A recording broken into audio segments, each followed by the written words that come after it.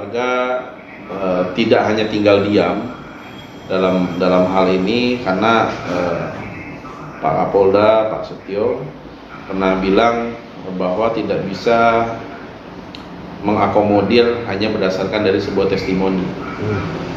Makanya 2-3 minggu lalu kami melakukan penelusuran terkait dengan fakta-fakta dan saksi-saksi yang ada di lapangan.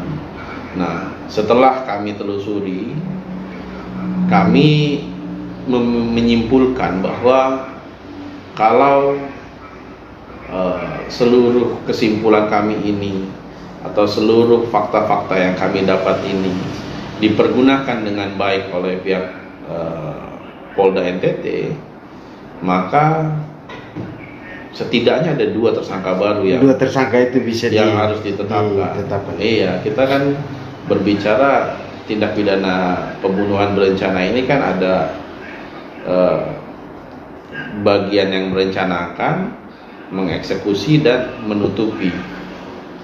Jadi kita melihat kenapa saya katakan bagian yang menutupi tindak pidana pembunuhan berencana ini harus jadi tersangka, ya tentu apa yang sudah ditutupinya berhasil, karena sejak Agustus sampai dengan bulan Oktober baru ditemukan jasad, artinya kan sudah terlaksana, sudah sempurna perbuatannya dia. Lalu siapa yang merencanakan itu kan tentu sebelum adanya kejadian ini pasti sudah direncanakan.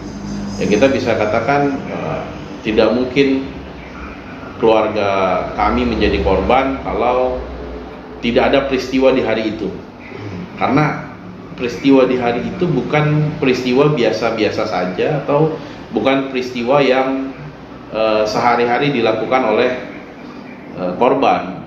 Ya, kalau misalnya peristiwa hari itu adalah peristiwa yang ya sudah jalan-jalan ke mall sendiri lalu tiba-tiba dihantam, ini kan peristiwa yang lumrah, yang biasa. Artinya peristiwa itu kan dibuat dengan satu rangkaian.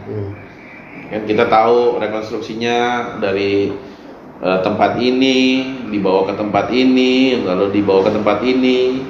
Ya, kita melihat di situ itu rangkaian gitu loh. Kenapa kami katakan bahwa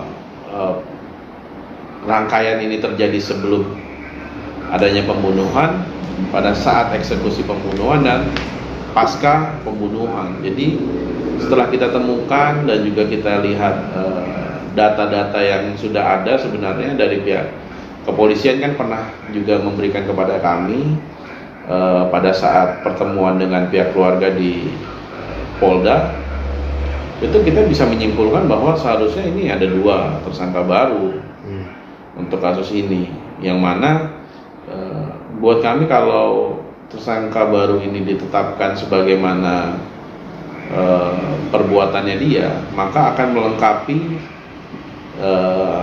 dan menyempurnakan pasal-pasal yang dilekatkan pada tersangka RB. Tapi itu kan pendapat hukum dari kami, kita sah-sah saja berpendapat. Kami kan tidak ingin memaksakan. Toh ini temuan yang keluarga juga sudah melihat faktanya di lapangan. Dalam artian kenapa kita bilang vitamin, ya karena ini sebuah temuan yang buat kami ini temuan lama. Jadi ini berdasarkan penyidikan yang lama, tetapi masih belum didalami. Nah, kami dalami perkara ini. Jadi bukan berarti kita pasif, memang kita tidak punya wewenang untuk menentukan tersangka atau tidak, tapi kita berpendapat seseorang telah melakukan tindak pidana terhadap kasus ini selain daripada Randi.